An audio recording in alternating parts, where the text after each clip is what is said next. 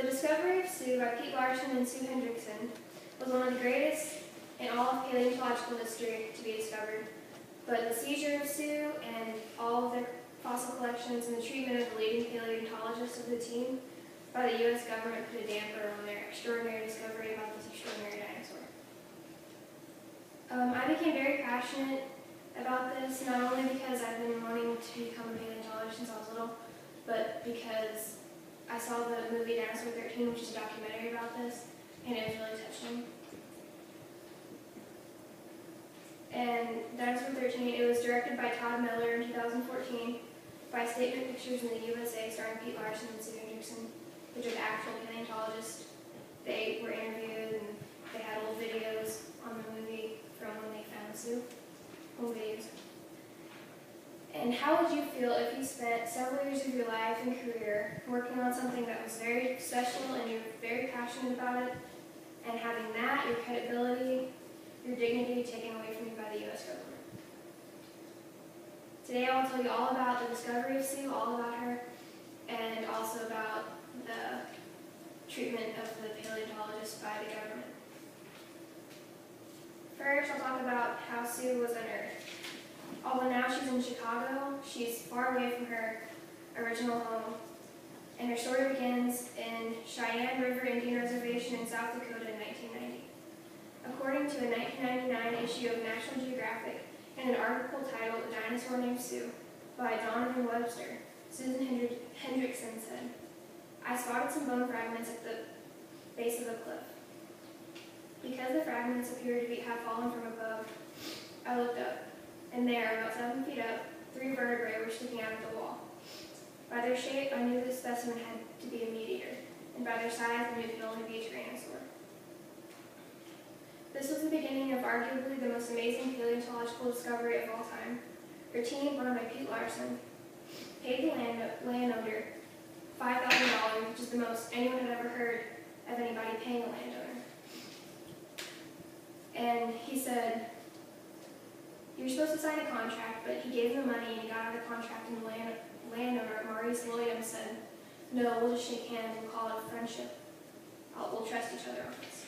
So he said, "Okay, cool." Because it's a lot of work to put together a contract and keep that file and everything. They named the Tyrannosaur Sue after Susan Hendrickson since she discovered it first. They took her back to the Black Hills Institute, which was run by Pete Larson, and they began work on her. And that work took 2 years, to put her together, clean all her bones and put her together like a puzzle. Her skeleton was amazing. She was huge with insane battle wounds. 2 of her tailbones were severed, her left jaw had been yanked and rotated, and she had another tyrannosaur tooth embedded in her neck. So she died fighting. And it was a dream come true, according to the article Sue's Story and New Scientist published in 2000. They worked on her for 2 years, then their world fell out from underneath them. This is a picture of a tyrannosaur, just so you know. So her jawbone had been twisted, she had a tooth in her neck, and her tailbone was severed.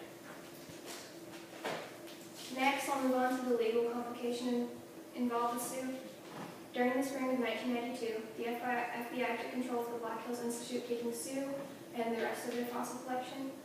She was packed up and moved to a government facility about 30 miles away in Rapid City. Protesters from all over Black Hills came because paleontology is the biggest thing they have, and everyone was excited about Sue because it was going to bring people to their small town.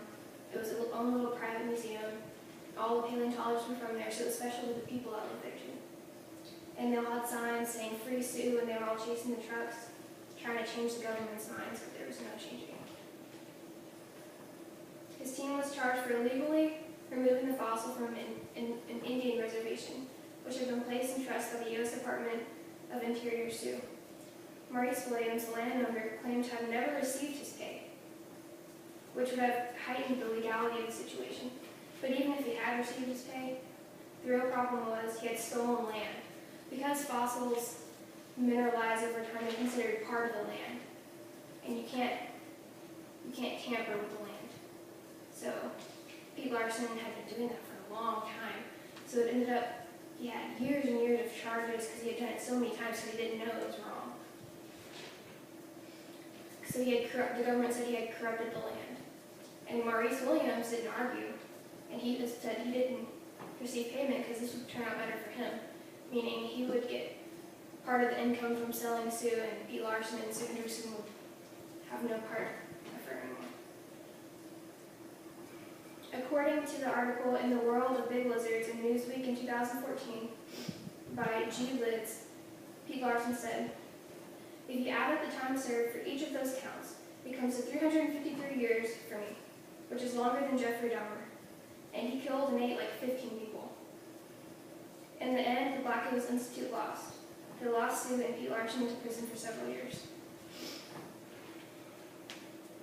Even after the unjust governmental actions towards Sue and her team, almost 20 years ago, this happened in 1990, and it took like 5 years for the case to settle. It's known as the biggest fight over custody, the biggest custody battle of all time in that state. But even today, the Black Hills Institute stands strong, once again led by Pete Larson. While he was in prison, his friends took over the place for him and looked after it until he could come back. Unfortunately, Sue is now staying in Chicago, and the team doesn't get any income or any profit out of that, but it has gained in popularity because of the really sad story. And it happens to be the most valuable fossil ever discovered in the world, and they got to take it away from them. In an interview conducted by CNN in 2014, Pete Larson said, "Although unfortunate, it was a high point in my life. No regrets." And that is the end of my speech.